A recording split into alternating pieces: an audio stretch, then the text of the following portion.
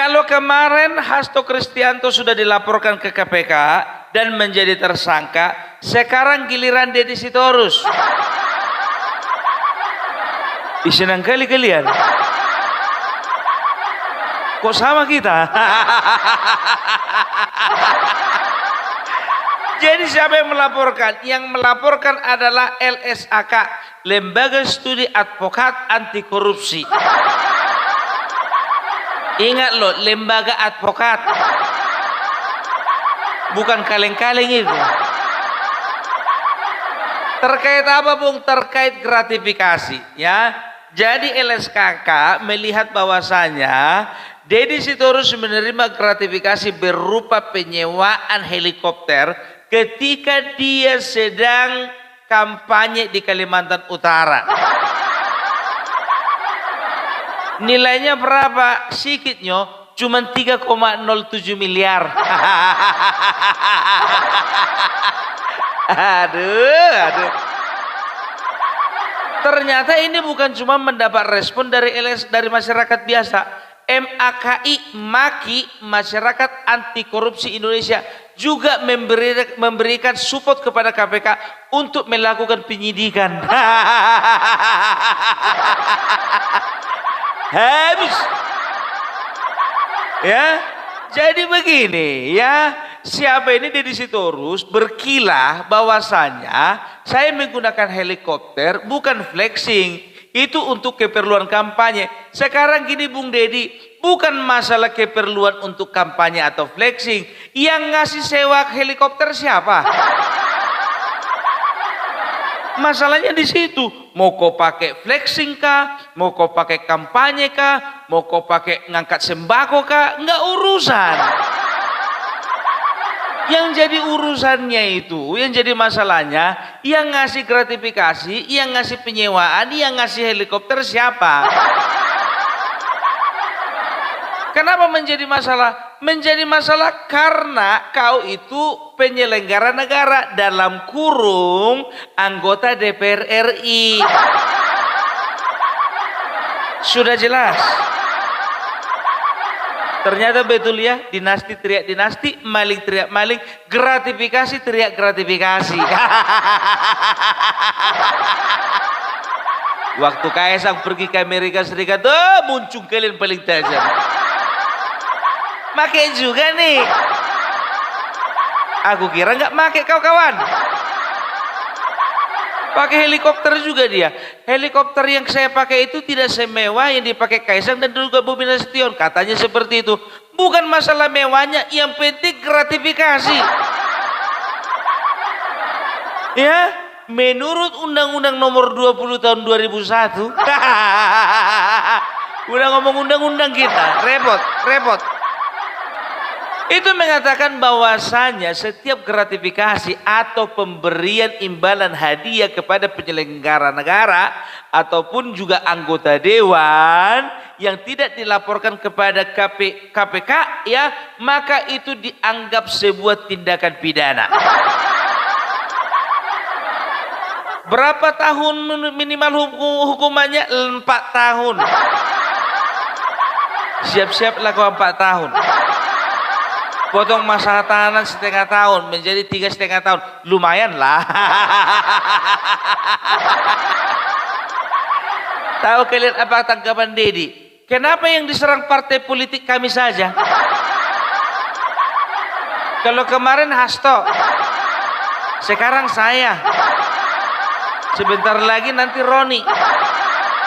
Sebentar lagi nanti Adiana Pitupulu. Ya, ini berarti serangan terhadap partai PDIP. Bukan itu masalahnya. Kalau nggak melakukan, kenapa gerah? Kenapa aneh? Kenapa panik? Kan begitu kan? Itu aja. Kalau kalian tidak melakukan kesalahan, nggak perlu takut. Kalau kalian tidak melakukan dosa terhadap rakyat ini, tidak melakukan sebuah tindakan pidana korupsi, tidak melakukan hal-hal yang menyakiti hati rakyat, kami pun siap untuk mensupport kalian. Nah, masalahnya selama ini kalian sudah menuding ya Bapak Jokowi melakukan politik dinasti. Ternyata kalian pelaku utama. Kalian tuding bahwasanya keluarga Jokowi maling, ternyata kalian pelaku utama. Kalian tuding keluarga Jokowi melakukan gratifikasi, ternyata kalian pelaku paling utama. Ya, siap-siap ya, siap-siap. Ya, makanya aku bilang ketika kalian berkuasa, ya, jangan pernah kalian itu merasa jumawa. Jadi ketika kalian itu tidak berkuasa lagi, mental merasa masih juara itu udah nggak ada lagi. Ini kan enggak, iya kan udah nggak berkuasa, merasa paling merasa paling punya power. Jadi udah bisa dipastikan sebetulnya koar orang ini yang paling besar. Aku sempat kebingungan dia kan, kenapa bilang? Kalau sempatlah diangkat si Hasto ini sama KPK, siapa lagi kawan sini di situ urus? Nggak ada lagi kawannya koar-koar. Ternyata ku dengarlah kabar bahwasanya dia dilaporkan KPK, ya kan? Kalau sempat ketangkap, akan bisa barengan orang itu koar-koar di penjara.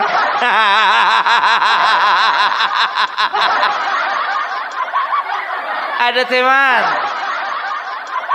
bikin podcast. Ya, podcast lah orang itu dua. Mas Hasto, gimana perasaannya? Lo kok sampean nanyakan perasaan saya? Perasaan gue sampai perasaan sampean piye? Ya ginilah Mas. Inilah buah dari perbuatan kita. Mas pulanya udah dikasih tahu, jangan kasih berita-berita hoax. Mas kasih pula berita hoax. Berita hoax apa? Itu Mas yang kemarin yang kau bilang itu di podcastnya si Akbar Faisal, yang kau bilang bahwasanya Bapak Jokowi melakukan kriminalisasi terhadap Anies Baswedan. Jadi kayak ginilah kita kena sekarang. Makanya Mas kalau dapat informasi, tolong dulu difilter. Ini ndak informasi dari KONI yang kau percaya. Ya aku juga ndak tahu Mas, saya kira Bu KONI itu betul-betulan orang yang bersih. Saya kirain dia itu betul-betul seorang pejuang. Begitu dilaporkan dia kabur ke Rusia. Itulah kau Mas, makanya orang kayak gitu nggak bisa dipercaya Mas. Apa yang dilakukannya itu hoax semua.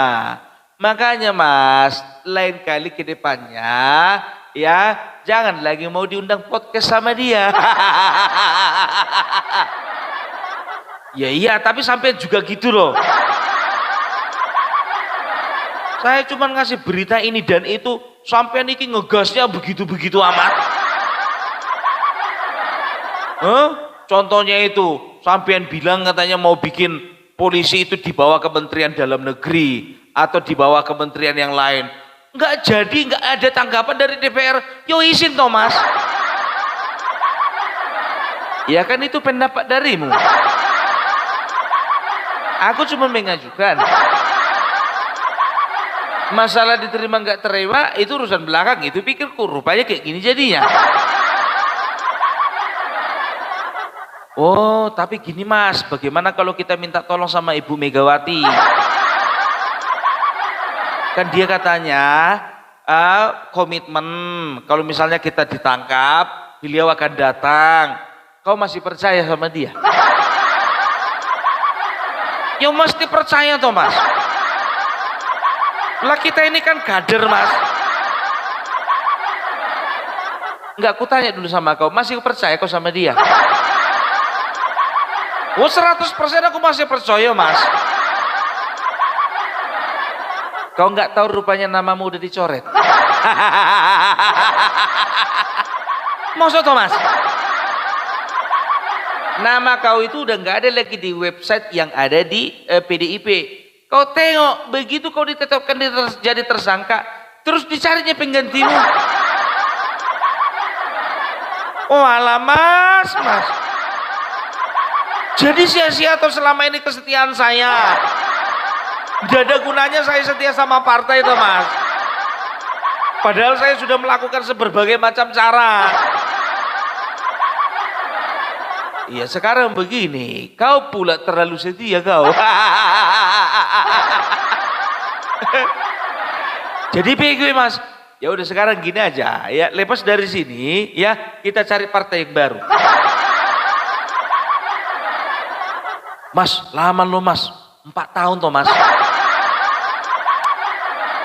tahun kau bilang, contohnya 4 tahun, sekarang 2024, ha? Kita keluar 2028, pemilu kan 2029.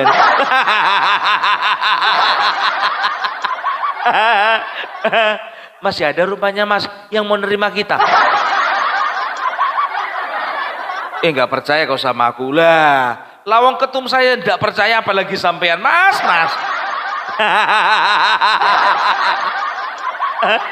Ternyata itulah isi podcast dari mereka berdua.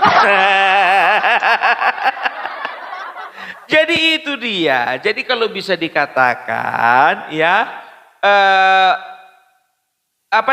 ini bisa dikatakan ini bersih-bersih. Di Bapak Prabowo pun juga sendiri mengatakan kalau dia ya tidak main-main dengan tindakan pidana korupsi, kan begitu. Dia nggak peduli siapa politisinya, dia nggak peduli apa partainya, dan dia nggak peduli siapa ketua umumnya. Selagi masih ada bukti, sikat. Kan begitu. Jadi pandai-pandailah kalian ya. Apalagi kalian yang kemarin sempat berkuasa selama 10 tahun. Jangan pernah kalian mencoba-coba memframing bahwasanya penguasa sekarang sedang menyerang kalian. Tidak. Ya, malah dia katakan lagi apa dibilangnya. Ini pasti kerja penguasa, kata di situ terus ketika dilaporkan. Udah dibilang ini kerjanya LSAK, lembaga lembaga studi advokat anti korupsi, bukan pemerintah. Sekarang hak mereka untuk melaporkan kau di situ terus. Kalau terbukti dan kau ditetapkan menjadi tersangka dan masuk penjara, itu bukan salah pemerintah, itu salahmu dewe. Ngono lho. Wes jelas. Itu dia. Udahlah di situ terus ku bilang sama kau. Sedangkan sekjen gak lolos, apa lagi kau? Sekjen orang nomor 2. Kena jaring. Apalagi sampean. Gak usah takut, ra usah wedi. Nek kalau sampai ini tidak ada bikin kesalahan, ya wes tenang aja.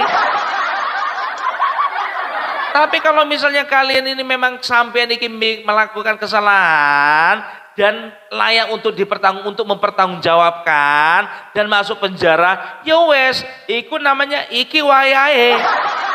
Wayahe.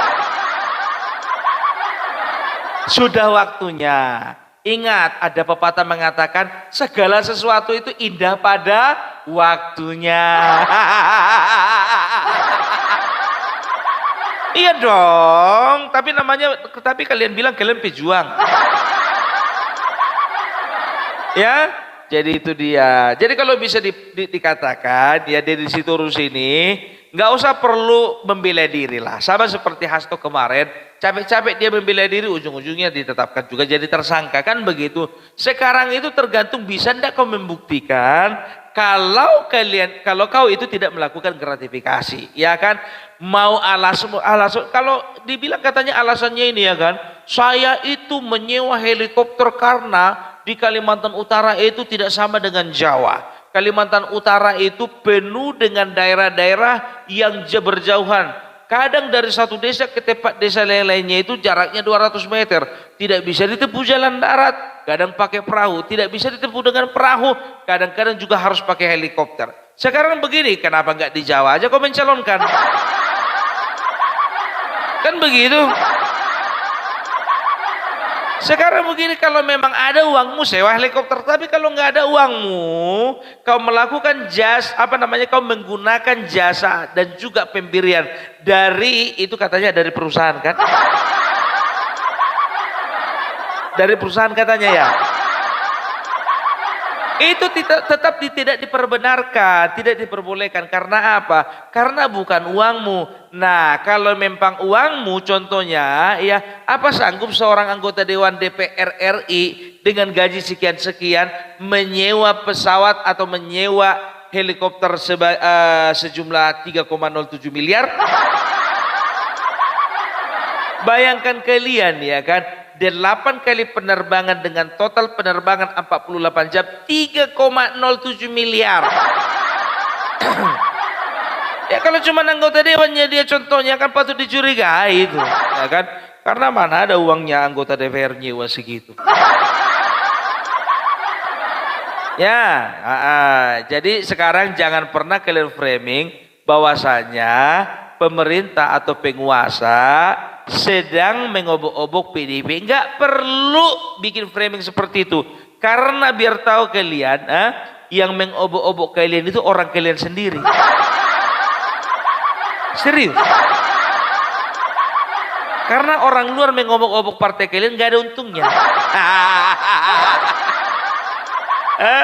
Sampai si Hasto bilang bahwasanya ini adalah kerja dari orang yang pernah berkuasa, yang kerakus akan kekuasaan sehingga dia menginginkan 3 periode. Nggak usah serang Jokowi terus lah. Ya, coba dulu serang dulu Bapak Prabowo.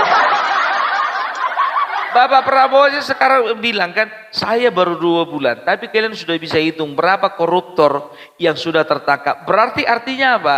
Berarti artinya ya Hasto itu juga karya tangan dari Bapak Prabowo. Loh kok bisa gitu Bung? Bapak Prabowo lah yang menekankan kepada setiap lembaga dan juga aparat penegak hukum untuk menindak siapapun yang melakukan korupsi. Termasuk si Hasto.